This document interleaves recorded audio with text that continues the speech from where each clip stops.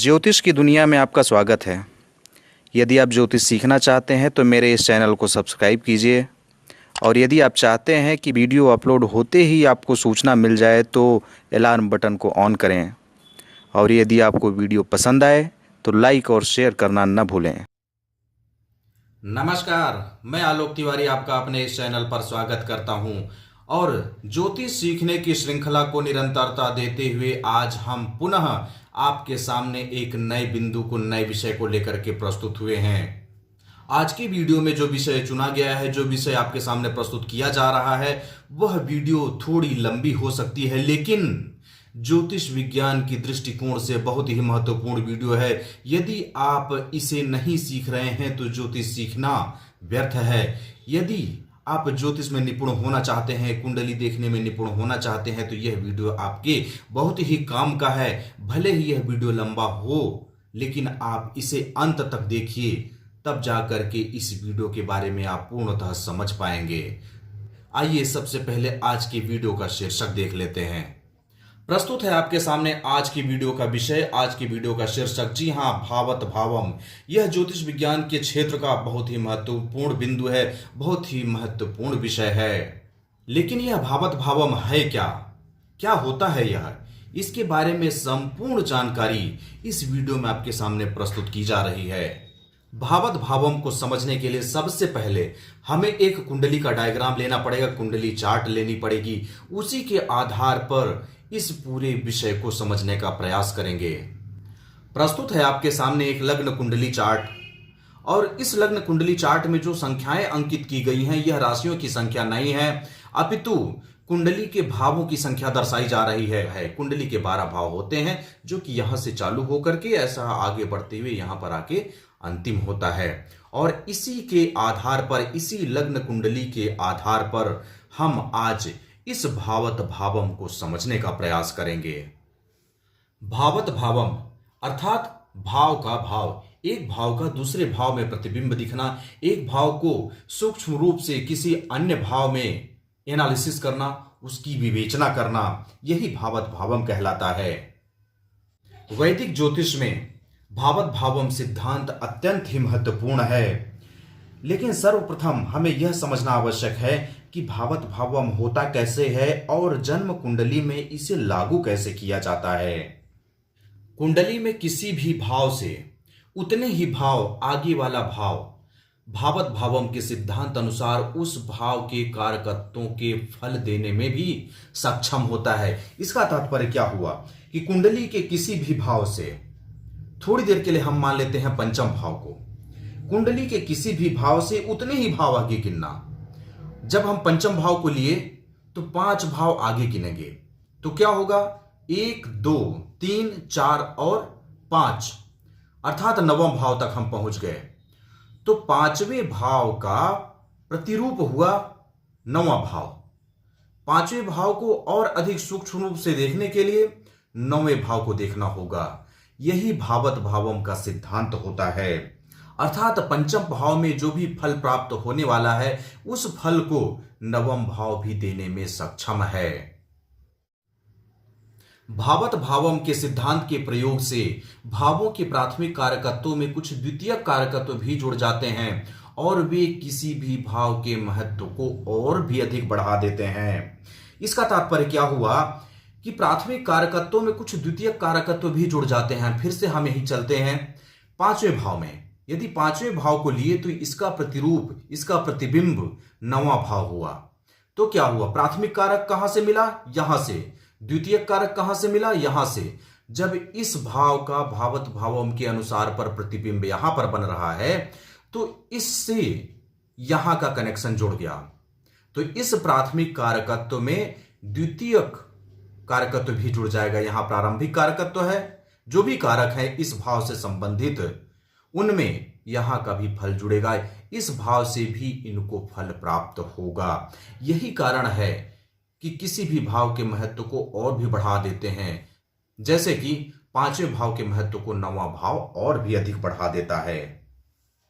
कुछ भाव अपनी विशेष स्थिति के कारण एक से अधिक भावों के कारकत्वों का प्रतिनिधित्व करने के कारण अत्यंत महत्वपूर्ण हो जाते हैं। इसका तात्पर्य क्या हुआ, इसको हम एक उदाहरण से आपको समझाने का प्रयास करते हैं। हम चलते हैं 11वें नंबर के भाव में। 11वां भाव हम यहां से लेते हैं, पहले लेते हैं 6वें भाव को। पहले हम 11वें भाव को ले लिए, उसको किनारे नहीं कर रहे हैं, लेकिन इसके बाद हम 6वें भाव को लेते हैं। तो क्या हुआ, 6वें भाव से यदि हम 6वें के प्रतिबिंब के रूप में देखेंगे तो 11वां भाव आएगा। कैसे? 1 2 3 4 5 और 6, 6वां का 6वां 11वां भाव हुआ। एक तरफ से 6वें का प्रतिरूप दिखा, 6वें का प्रतिबिंब दिखा, कहां? 11वें भाव में। अब हम पुनः दूसरी ओर चलते हैं, 12वें भाव को ले लेते हैं। 12वें भाव का भी प्रतिबिंब 11वां भाव है। कैसे? 12वें का 12वां, 12वें भाव का 12वां भाव ही 12वें भाव का प्रतिरूप होगा, प्रतिबिंब होगा। वो कैसे? यहां से गिनिए, 1 2 3 4 5 6 7 8 9 10 11 और 12। इस तरह से आप देखेंगे तो जो 11वां भाव है, 6वें भाव का भी प्रतिबिंब है, प्रतिरूप है, और 12वें भाव का भी प्रतिबिंब है, प्रतिरूप है। तो 6वें भाव का भी सूक्ष्म अध्ययन 11वें भाव से किया जा सकता है और 12वें भाव का भी सूक्ष्म अध्ययन इस 11वें भाव से किया जा सकता है। इसलिए इस 11वें भाव की महत्वपूर्णता अधिक बढ़ जाती है। भावत भावों को समझने के लिए इस चार्ट की भी आपको आवश्यकता पड़ेगी। क्यों? क्योंकि इस कुंडली चक्र में सभी भावों में किस किस चीज को देखा जाता है, अर्थात यूं कहें कि कौन से भाव किस चीज के कारक होते हैं, उसे दर्शाया गया है। और इसे जानने के लिए आप मेरे चैनल पर उपलब्ध वीडियो देखिए, उस पर इसकी जानकारी उपलब्ध कराई गई है। उसको देखने के बाद आपको सब कुछ समझ में आएगा। इस चार्ट के प्रत्येक भाव में यह दर्शाया गया है कि कौन कौन से भाव किस किस चीज के कारक हैं। तो सबसे पहले इसको आप समझिए, उसके बाद भावत भावम बहुत ही आसानी से आपको समझ में आ जाएगा। भावत भावम से प्रत्येक भाव का सूक्ष्मतम अध्ययन, अर्थात किसी भाव का बिल्कुल बारीकी से अध्ययन करना हो तो उसके लिए कौन से भाव में जाकर के देखें कि उसका बारीक अध्ययन, सूक्ष्म अध्ययन हो सके, उसके बारे में सबसे पहले जानकारी प्राप्त कर लेते हैं। प्रथम भाव, प्रथम भाव का सूक्ष्म अध्ययन करने के लिए क्या करना होगा? प्रथम का प्रथम ही देखना पड़ेगा। प्रथम अर्थात 1 नंबर, तो 1 नंबर का 1 नंबर ही गिनना होगा, अर्थात लग्न भाव ही होगा। इस तरह से आप देखेंगे तो पहले भाव का कोई भावत भावम नहीं होता, यह स्वयं में ही भावत भावम बन जाता है, क्योंकि प्रथम का प्रथम ही है, अर्थात लग्न भाव ही उसका सर्वे सर्वा है, उसी से उसका सूक्ष्मतम अध्ययन किया जा सकता है। द्वितीय भाव, द्वितीय भाव का सूक्ष्म अध्ययन करने के लिए द्वितीय से द्वितीय जाना पड़ता है, अर्थात तृतीय भाव होता है। कैसे? द्वितीय में गए तो द्वितीय का द्वितीय 1 और 2, अर्थात द्वितीय का द्वितीय तीसरा भाव हुआ, तो तृतीय भाव से द्वितीय भाव का सूक्ष्मतम अध्ययन किया जा सकता है। द्वितीय भाव के भावत भावम को इस चार्ट के माध्यम से समझते हैं। द्वितीय भाव वाणी का भाव होता है, द्वितीय भाव वाणी का भाव होता है, तो तृतीय भाव स्वयं के धैर्य का, गला का एवं आपसी विचारों के आदान प्रदान का भाव होता है। यदि वाणी और आपसी विचारधारा आपस में मिल जाए तब एक दूसरे तक आप अपनी वाणी को, अपनी विचारधाराओं को अच्छे से पहुंचा सकेंगे। यदि आपकी वाणी अच्छी हो, वाक्पटुता अच्छी हो, तो विचारधाराओं को आप पहुंचा सकते हैं। यदि आप में स्वयं का धैर्य है तो आपकी वाणी अच्छी होगी, यदि धैर्य नहीं है तो आपकी वाणी खराब हो सकती है, आप किसी को कुछ भी बोल सकते हैं, वहां पर आपकी पिटाई भी हो सकती है। इसलिए द्वितीय भाव का भावत भावम तृतीय भाव होता है, द्वितीय से द्वितीय अर्थात तृतीय भाव। तृतीय भाव, तृतीय भाव का भावत भावम कौन होगा? तृतीय से तृतीय, अर्थात तृतीय भाव का तृतीय भाव, तृतीय भाव का भावत भावम होगा, अर्थात कौन होगा? पंचम भाव। कैसे होगा? तृतीय का तृतीय, अर्थात 1 2 3, तृतीय का तृतीय 1 2 3 कहां पहुंच गए? 5वें भाव में आ गए, और 5वां भाव ही तीसरे भाव का भावत भावम है, तीसरे भाव का प्रतिरूप है। अब पुनः इस चार्ट के माध्यम से हम तीसरे और 5वें भाव के कनेक्शन को समझने का प्रयास करते हैं कि तीसरे भाव का प्रतिबिंब 5वां भाव कैसे बना। तो तृतीय भाव धैर्य, पराक्रम, साहस, आपसी विचारों के आदान प्रदान का भाव है। तो 5वां भाव शिक्षा, बुद्धि, यश, धर्म, इन सब का भाव है। यदि आपके पास बुद्धि नहीं है, ज्ञान नहीं है, शिक्षा नहीं है, तो आप पराक्रम नहीं दिखा सकते। यदि बुद्धि नहीं है तो आप सही दिशा में पराक्रम दिखाई नहीं सकते। इसी तरह से यदि ज्ञान नहीं है तो आप आपसी विचारधाराओं को एक दूसरे तक पहुंचा नहीं सकते हैं। धर्म और धैर्य, यदि धैर्य है तभी धर्म है, और धर्म है तभी धैर्य है। इसके साथ ही यदि आपके पास बुद्धि है तो आप अपना पराक्रम दिखाएंगे, और पराक्रम दिखा करके वापस लौटेंगे तो आपको यश की प्राप्ति होगी। चतुर्थ अर्थात चतुर्थ भाव का भावत भावम कौन होगा? चतुर्थ भाव से चतुर्थ भाव, चतुर्थ भाव से चतुर्थ भाव ही चतुर्थ भाव का भावत भावम होगा। तो कौन होगा? हम सबसे पहले चलते हैं चतुर्थ भाव पर, इसके बाद हम गिनते हैं 1 2 3 4, यहां तक आ गए। सातवां भाव, चतुर्थ भाव का भावत भावम सप्तम भाव यह भाव है।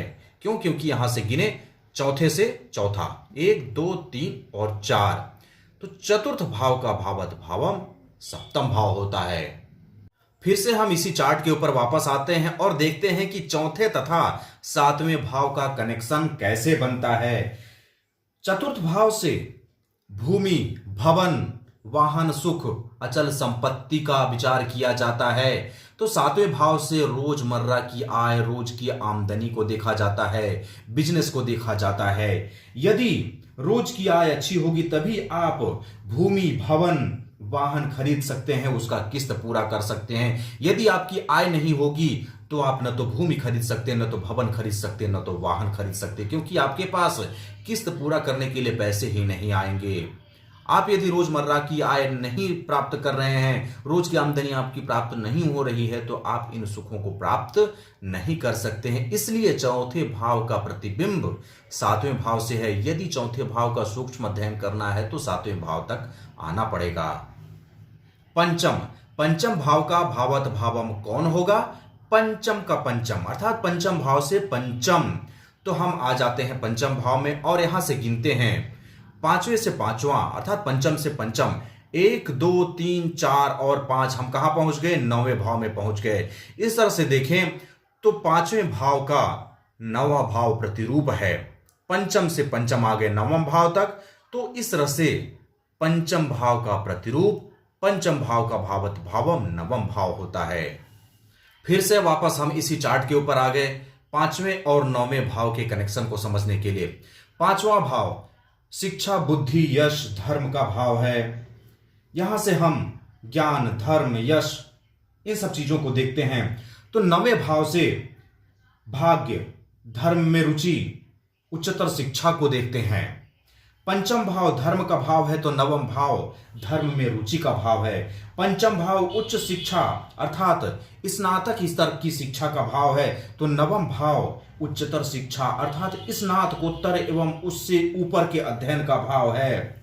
साथ ही नवम भाव भाग्य भाव भी होता है। यदि भाग्य साथ देगा तभी आपको यश की प्राप्ति होगी और उच्च शिक्षा की भी प्राप्ति होगी। षष्टम भाव का भावत भावम कौन होगा?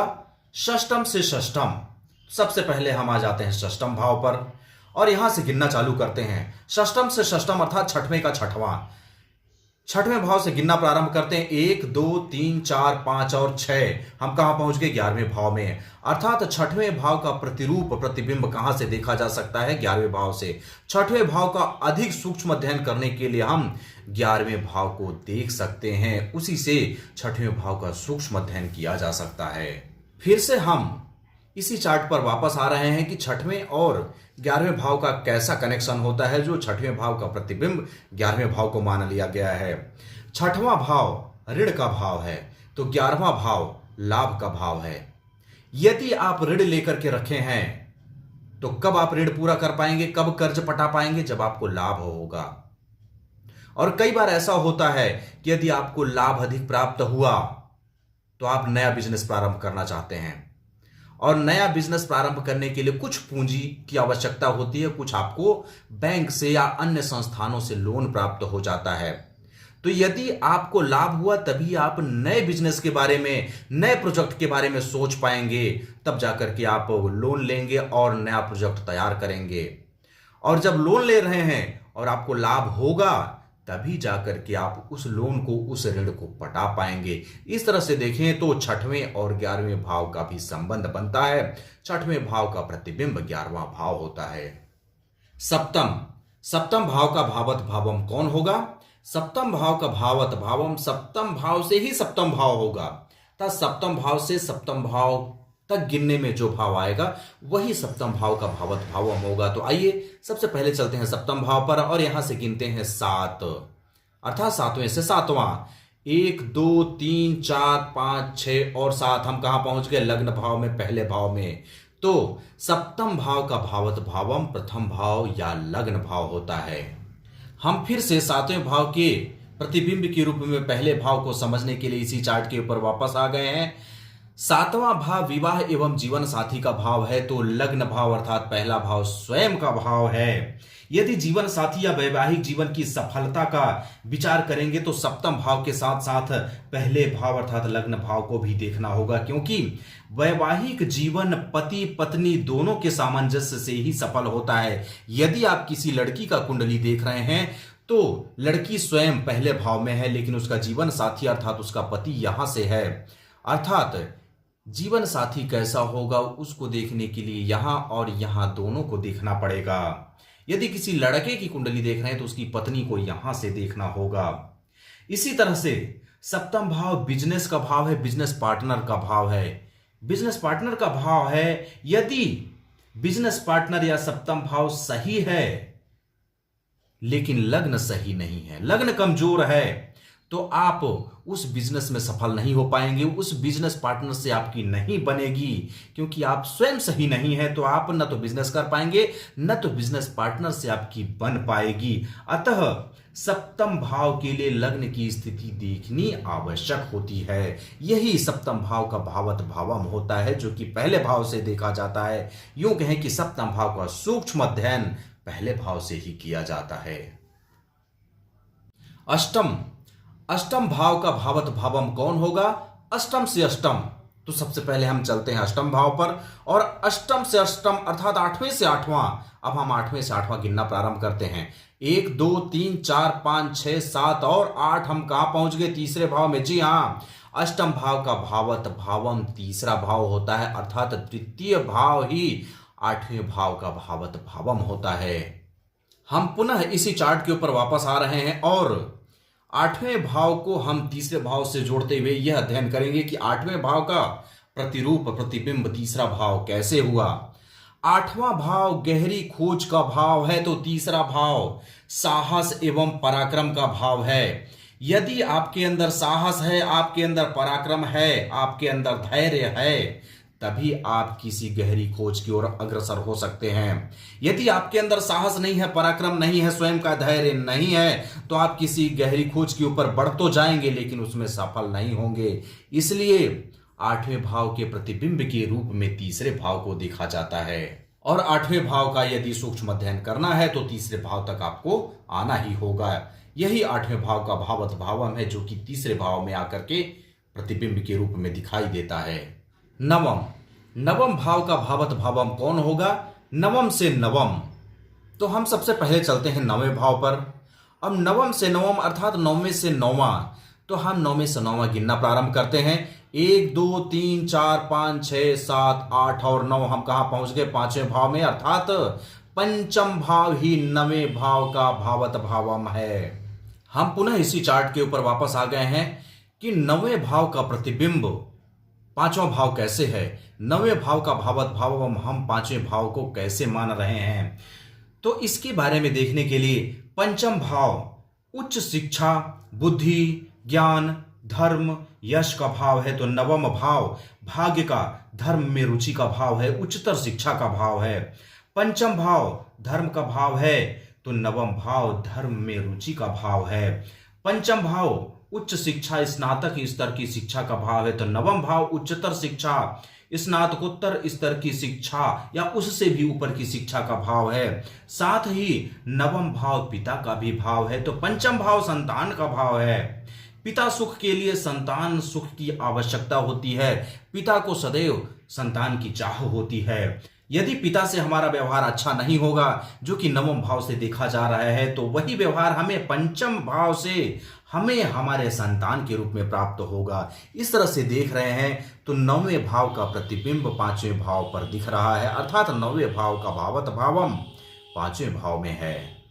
दशम भाव का भावत भावम कौन होगा? दशम से दशम, तो सबसे पहले हम चलते हैं दशम भाव पर, और दशम भाव से दशम भाव गिनते हैं, अर्थात 10वें से 10वां गिनते हैं। 1 2 3 4 5 6 7 8 9 और 10। हम कहां आ गए? 7वें भाव पे, अर्थात सप्तम भाव पर। जी हां, दशम भाव का भावत भावम सप्तम भाव होता है।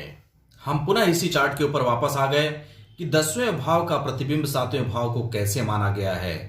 10वां भाव अर्थात दशम भाव राज्य भाव है, कर्म भाव है, तो सप्तम भाव व्यापार का भाव है, बिजनेस का भाव है, रोजमर्रा के आय का भाव है। यदि आप कर्म करेंगे तभी आपको रोज की आय होगी। यदि आप कर्म करेंगे तभी आपका व्यापार चलेगा। यदि आप कर्म करेंगे तभी आपका बिजनेस पार्टनर आपके साथ काम कर पाएगा, तभी आप रोज की आय अर्जित कर सकते हैं। इसलिए 10वें भाव के प्रतिबिंब के रूप में, प्रतिरूप के रूप में 7वें भाव को देखा जाता है। 10वें भाव का भावत भावम 7वां भाव होता है। 10वें भाव का सूक्ष्म अध्ययन करने के लिए 7वें भाव का अध्ययन करना होता है। एकादश भाव का भावत भावम कौन होता है? एकादश से एकादश, तो सबसे पहले हम चलते हैं 11वें भाव में, एकादश भाव में, और एकादश से एकादश अर्थात 11वें से 11वां। अब हम गिनना प्रारंभ करते हैं। 1 2 3 4 5 6 7 8 9 10 और 11। जी हां, नवम भाव तक हम पहुंच गए, अर्थात 11वें भाव का भावत भावम नवा भाव होता है। एकादश भाव का भावत भावम नवम भाव होता है। इस चार्ट के माध्यम से हम यह समझते हैं कि 11वें भाव का भावत भावम नवा भाव कैसे है।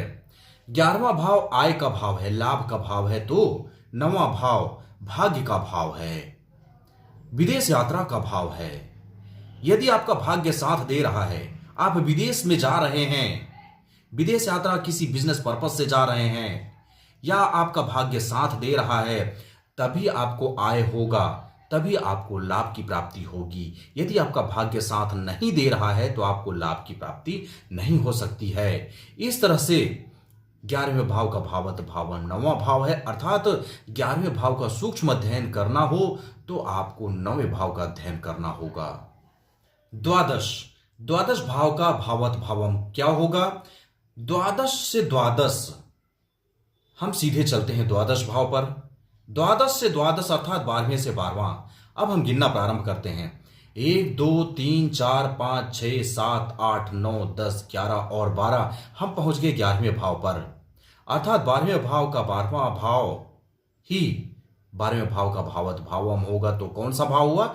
11वां भाव, एकादश भाव। पुनः हम इसी चार्ट के ऊपर वापस आते हैं और देखते हैं कि 12वें भाव का भावत भावम 11वां भाव कैसे हुआ। 12वें भाव से हम विदेश में बसना देखते हैं, तो 11वें भाव से हम आय देखते हैं। यदि आप आय अर्जित करना चाहते हैं, लाभ प्राप्त करना चाहते हैं, तो विदेश में जाकर के आपको बसना होगा, और यदि आप विदेश में जाकर के बस रहे हैं तो आपको लाभ की प्राप्ति अवश्य होगी। यदि लाभ नहीं है आपके पास आय का साधन नहीं है, तो आप विदेश जा भी नहीं सकते हैं, क्योंकि विदेश जाने में खर्च होता है। विदेश जाने में आपको कुछ न कुछ व्यय अवश्य करना पड़ेगा। वहां जाकर के यदि आप बिजनेस करना चाहते हैं तो उसमें पूंजी लगानी पड़ेगी, और पूंजी कहां से आएगा? जब आपको लाभ प्राप्त होगा, आपकी आय अच्छी होगी, आपकी आमदनी अच्छी होगी, तभी आप विदेश में जाकर के बस पाएंगे, वहां पर बिजनेस कर पाएंगे। इस तरह से 12वें भाव का भावत भावम इस तरह से आकर के 11वें भाव पर आता है, और 12वें भाव का सूक्ष्म अध्ययन 11वें भाव से ही किया जा सकता है। अब हम भावत भावम से संबंधित एक विशेष अध्ययन करने जा रहे हैं, और वह अध्ययन कैसा है आइए देखते हैं। इस अध्ययन में किन्हीं दो भावों को लिया जाएगा और उन भावों का एक दूसरे से कैसे संबंध स्थापित हो रहा है उसके बारे में सटीक जानकारी दी जाएगी, जो आपको आसान भाषा में बिल्कुल आसानी से समझ में आ जाने वाली है। सबसे पहले हम लग्न भाव और सातवें भाव को लेते हैं। लग्न भाव स्वयं का भाव होता है और सातवां भाव जीवन साथी का भाव होता है। आगे अध्ययन में हम देखें तो जिस तरह से हम स्वयं से दूसरे भाव को अर्थात लग्न से दूसरे भाव को देखते हैं, तो क्या होता है कि हम स्वयं से जब दूसरे भाव को देखते हैं तो यहाँ पर हमारा कुटुंब, हमारा परिवार दिखाई देता है। हमसे दूसरे भाव में हमारा परिवार होता है, कुटुंब भाव होता है। उसी तरह से यहाँ पर देखें तो आठवां भाव क्या होता है? ससुराल का भाव होता है। ससुराल का भाव कैसे हुआ? सातवां भाव जीवन साथी का भाव होता है और सातवें भाव से दूसरा भाव अर्थात आठवां भाव ससुराल का भाव हुआ। अर्थात जीवन साथी का कुटुंब, जीवन साथी का परिवार आठवें भाव से दिखाई दिया, इसलिए वह स्वयं का ससुराल कहलाया। इस तरह से देखें तो जिस तरह से पहले भाव से दूसरे भाव में गए तो हमारा परिवार दिखा और सातवें भाव से दूसरे भाव में अर्थात आठवें भाव में गए तो जीवन साथी का परिवार, जीवन साथी का परिवार दिखाई दिया। दूसरे अध्ययन में अब हम पांचवें भाव और 11वें भाव को लेते हैं। पांचवा भाव हमारी संतति का भाव है, हमारे संतान का, हमारे पुत्र पुत्रियों का भाव है। तो 11वां भाव बहू का एवं दामाद का भाव है। जिस तरह से लग्न से सातवां हमारे जीवन साथी का भाव होता है अर्थात तो स्वयं से सातवां जीवन साथी का भाव होता है, उसी तरह से पंचम से सातवां देखें तो 11वां भाव होता है। पंचम में हमारे पुत्र या पुत्री का भाव देखा जाता है।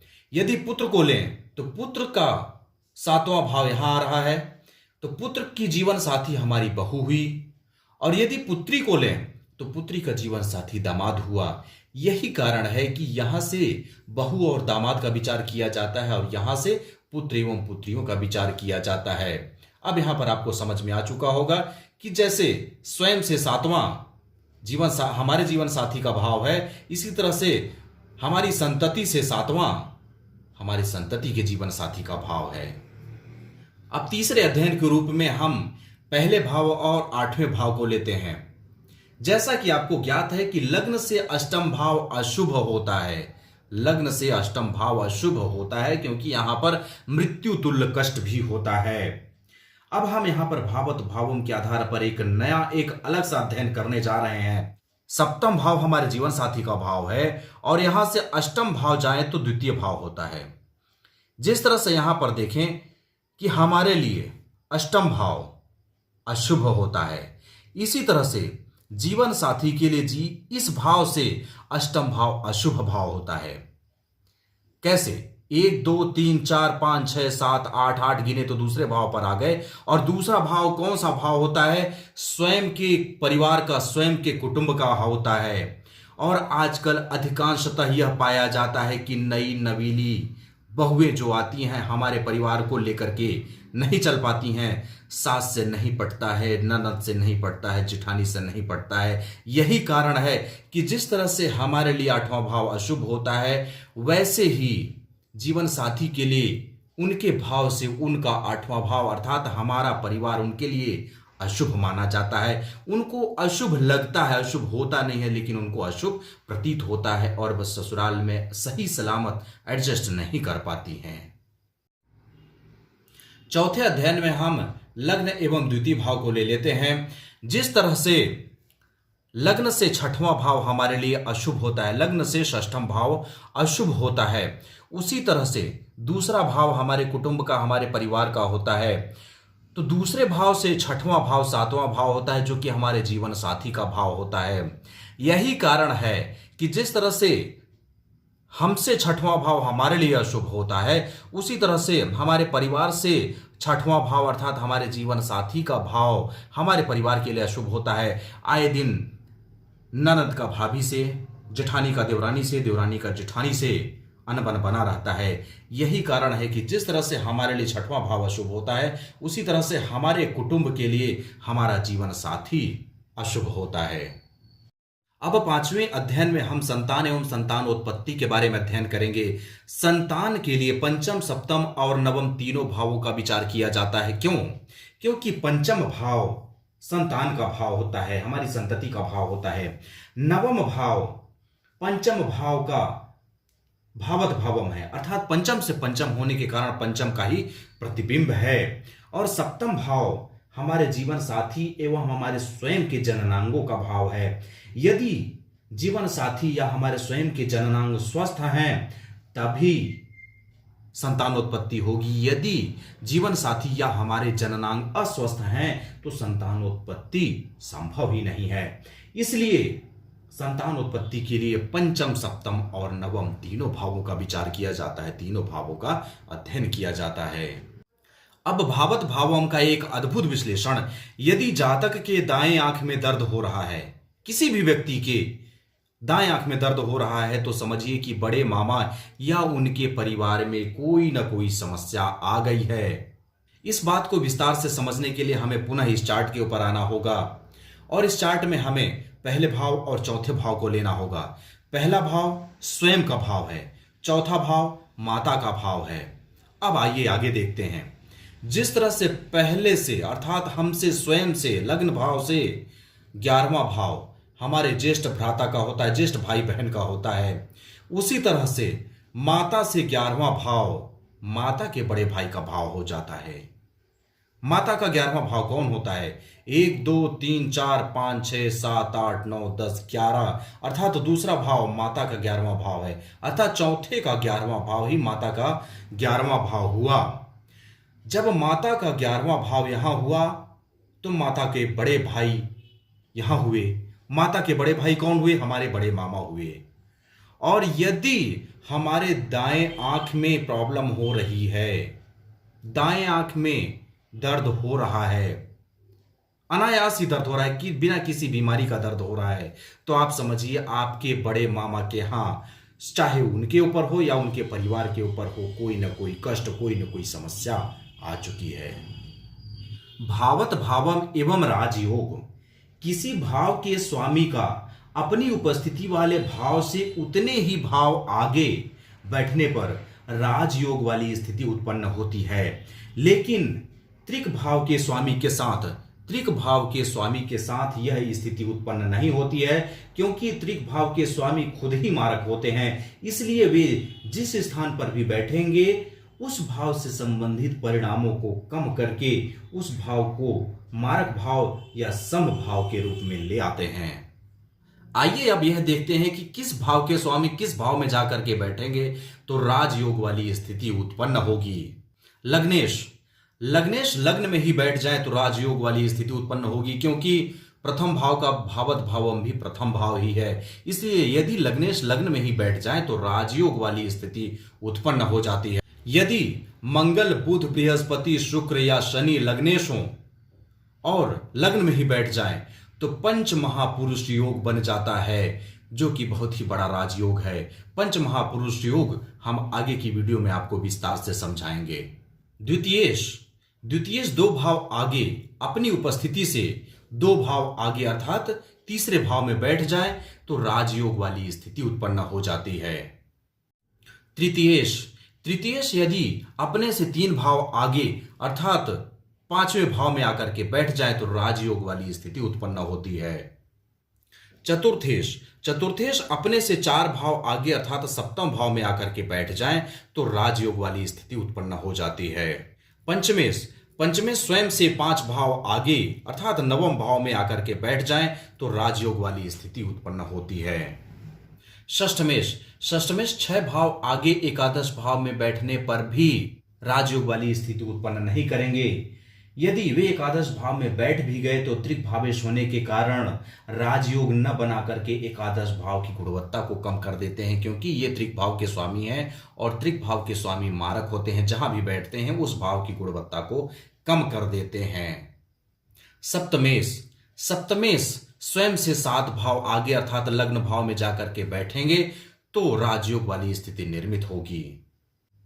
अष्टमेश अपने से 8 भाव आगे अर्थात तृतीय भाव पर बैठने के बाद भी राजयोग वाली स्थिति नहीं बनाएंगे, क्योंकि अष्टमेश त्रिक भावेश होने के कारण राजयोग न बनाकर के तृतीय भाव की गुणवत्ता को कम कर देंगे, क्योंकि अष्टमेश त्रिक भावेश हैं। त्रिक भावेश होने के कारण वे मारक हैं और जहां कहीं भी बैठेंगे उस भाव की गुणवत्ता को कम कर देंगे।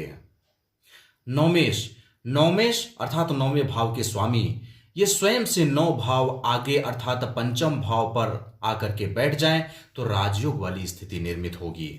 दशमेश अर्थात 10वें भाव के स्वामी, 10वें भाव के स्वामी यदि अपने से 10 भाव आगे अर्थात सप्तम भाव में आकर के बैठ जाएं तो राजयोग वाली स्थिति निर्मित होगी। एकादशेश, एकादशेश अर्थात 11वें भाव के स्वामी, एकादशेश स्वयं से 11 भाव आगे अर्थात 9वें भाव में आकर के बैठ जाएं तो राजयोग वाली स्थिति निर्मित होगी। द्वादशेश, द्वादशेष अपने से 12 भाव आगे आकर के यदि 11वें भाव में भी बैठ जाएं तो राजयोग वाली स्थिति निर्मित नहीं होगी, क्योंकि 12वें भाव के स्वामी त्रिक भावेश होने के कारण राजयोग न बना करके एकादश भाव की गुणवत्ता को कम कर देंगे, क्योंकि द्वादशेष त्रिक भावेश हैं, त्रिक भावेश होने के कारण वे मारक हैं और जहां कहीं भी जिस भी भाव में बैठेंगे उस भाव की गुणवत्ता को वे कम कर देंगे। भावत भावम का ही एक और अन्य अध्ययन, तृतीय एवं एकादश भाव समभाव होता है। तीसरा भाव और एकादश भाव समभाव होता है। ज्योतिष शास्त्र में कुंडली अध्ययन के समय तीसरे भाव एवं एकादश भाव को अशुभ या समभाव कहा जाता है। तीसरे भाव और 11वें भाव को या तो अशुभ कहा जाता है या सम कहा जाता है। तृतीय भाव पराक्रम का भाव है, एकादश भाव लाभ का भाव है। इसके बाद भी अशुभ या समभाव की श्रेणी में आते हैं, लेकिन यह सोचने की बात है कि आखिर ऐसा क्या हो गया कि इसे अशुभ या समभाव की श्रेणी में रखा गया है। भावत भावम के अध्ययन के रूप में देखें तो तृतीय भाव, सबसे पहले हम तृतीय भाव को ही देख लें। तृतीय भाव अष्टम भाव का प्रतिबिंब है। अष्टम भाव को हम अशुभ भाव मानते हैं और अष्टम भाव का प्रतिबिंब तीसरा भाव है। अष्टम भाव का भावत भावम तीसरा भाव है, अर्थात अशुभ भाव का प्रतिबिंब तीसरा भाव है। इसी कारण से इसे सम या अशुभ भाव माना गया। अब हम चलते हैं एकादश भाव की ओर। एकादश भाव षष्ठम एवं द्वादश दोनों भावों का प्रतिबिंब है। षष्ठम भाव भी अशुभ होता है, त्रिक भाव है। द्वादश भाव भी अशुभ होता है, त्रिक भाव है। अब कैसे? 1 2 3 4 5 6 अर्थात छठवें से छठवां 11वां भाव ही हुआ। त्रिक भाव का प्रतिबिंब 11वां भाव हुआ, छठवें भाव का प्रतिबिंब 11वां भाव हुआ, छठवें भाव का भावत भावम 11वां भाव हुआ। अब दूसरी ओर देखें 12वें का 12वां 11वां भाव है, द्वादश का द्वादश 11वां भाव है। अब यहां पर भी देखिए, जैसे यहां पर त्रिक भाव का प्रतिबिंब था, यहां भी त्रिक भाव का ही प्रतिबिंब है, अर्थात 2 अशुभ भावों का प्रतिबिंब होने के कारण एकादश भाव अशुभ या सम भाव की श्रेणी में आ गया। भावत भावम के अनुसार पर कुंडली के समस्त भाव एक दूसरे से जुड़े हुए हैं। जातक कोई भी कार्य करे और सोचे कि किसी को पता नहीं चलेगा तो यह गलत बात है। कोई व्यक्ति भला बुरा कैसा भी कार्य करे वह किसी न किसी की नजर में अवश्य ही होता है। एक न एक दिन जातक का वह भला बुरा काम सबके सामने आ ही जाता है, क्योंकि अदृश्य तरंगों से सब एक दूसरे से जुड़े हुए हैं। इस प्रकार से भावत भावम से संबंधित यथासंभव जानकारी आप तक पहुंचाने का मैं प्रयास किया। चूंकि वीडियो लंबी हो गई, आपका समय ज्यादा लगा, लेकिन मैं आशा करता हूं कि यह वीडियो, यह बात, यह विषय आपको समझ में आ गया होगा। यदि आपके समझ में आ गया होगा तो कमेंट बॉक्स पर लिख करके जरूर बताइएगा, और यदि समझ में नहीं आया होगा तो एक बार पुनः इस वीडियो को रिपीट करके देखिए, आपको निश्चित रूप से समझ में आ जाएगा। और यदि आपके जान परिचित, आपके मित्र कोई भी ज्योतिष सीख रहे हैं तो उन तक यह वीडियो अवश्य पहुंचाइए। और एक अंत में गुजारिश है, यदि आप नए मेहमान के रूप में मेरे इस चैनल पर आए हैं तो इस चैनल को सब्सक्राइब करके ही जाइएगा और साथ में घंटी के बटन को ऑन करके ही जाइएगा। और यदि मेरे पुराने दर्शक इस वीडियो को देख रहे हैं तो उन्हें बहुत बहुत धन्यवाद। अब मिलते हैं अगले किसी वीडियो पर अगली जानकारी के साथ। तब तक के लिए मुझे आज्ञा दीजिए। मिलते हैं अगले वीडियो पर। जय हिंद, जय भारत, बम बम भोलेनाथ की जय, गुरुदेव।